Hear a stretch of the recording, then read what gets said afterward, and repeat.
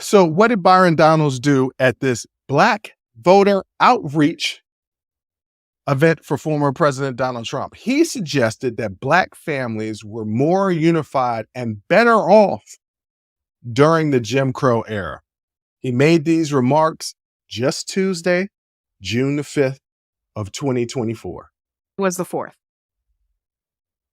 Tuesday was so it was Wednesday. Tuesday, June 4th, right? Okay. Wasn't Wednesday. It was Tuesday, June 4th, because it wasn't yesterday. He suggested that things had gotten worse for Black people after they embraced Democrats following President Lyndon Baines Johnson's enactment of the Great Society programs in 1960s. I'm going to get into the Great Society programs first. Later. Mm-hmm. We're going to talk about Byron. Let's be clear, because I watched the video of his little comment, because I was like, let me see this in context. Okay. And I'm typically not the let me get the backstory type of person. No, that's me. If I see it and it looks like trash, I'm just going to call it trash. I don't need the backstory. So I said, let me hear it in context. He never said that Black families were better off during Jim Crow. Okay. What he said was that Black families were stronger or more unified during that era. So he's not saying like Jim Crow was the cause of Black families being more unified. He used the Jim Crow era just to talk about that time period. Now, what he could have said... Did he bring up Jim Crow at all? Did he bring up Jim Crow at all? Did he say... He did. Okay. He did. He said, now during Jim Crow, he said that. So, okay, so he's implying that during Jim Crow, Black people were better off. Black families were better off. But the implication is like Jim Crow, Black families are better off in the Jim Crow era. It kind of feels like that's what he said. And far be it from me, Lord, it literally tastes like vomit in my mouth. You know what? We did a role reversal. Byron Donalds. We did a role reversal on this episode. We did. Because it's typically me being put in this position, but now it's you. Yes. It sucks, doesn't it? So this is his explanation when he was asked on CNN to explain why. I mean, I know sis wanted to say it this way, so I'm going to say it this way. Why the hell did you link them two things together, the Black family and Jim Crow? What I would have. It was my girl Abby, because she right down the road from me. Mm-hmm.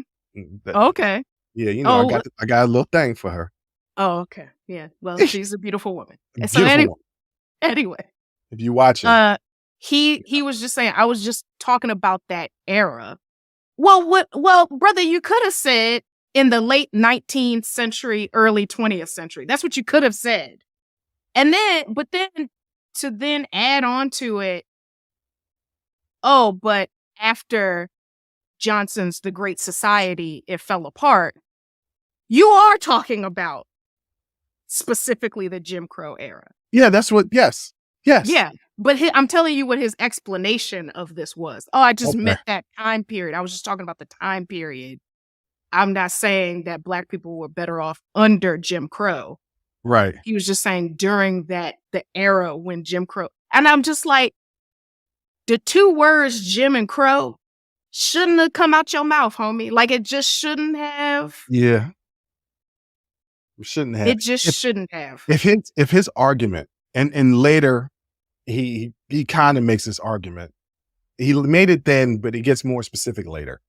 Mm-hmm. If his argument was that the social programs enacted by President Johnson's Greater Society program crippled Black families because of, I don't know, what people love to call entitlement programs. Mm-hmm. Okay. Which are really just the same social programs most industrialized nations offer their citizens. Yeah. So if he made that argument, I wouldn't agree with him. I would still think that he was wrong, but at least I would say, okay, I kind of try to see where he's trying to come from. Mm-hmm. I can see the correlation that he's trying to make. I think that is the correlation. If you like that clip, go ahead and hit that like button. Don't forget to subscribe to catch up on all of our latest content. Don't forget to hit the notification button when you do subscribe so you can get updated every time we release content. We release content every day, whether it's an actual show or clips from the shows.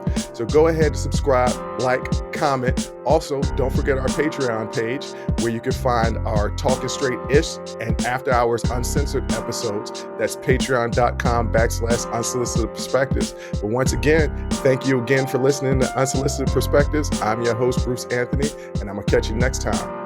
I'll holla.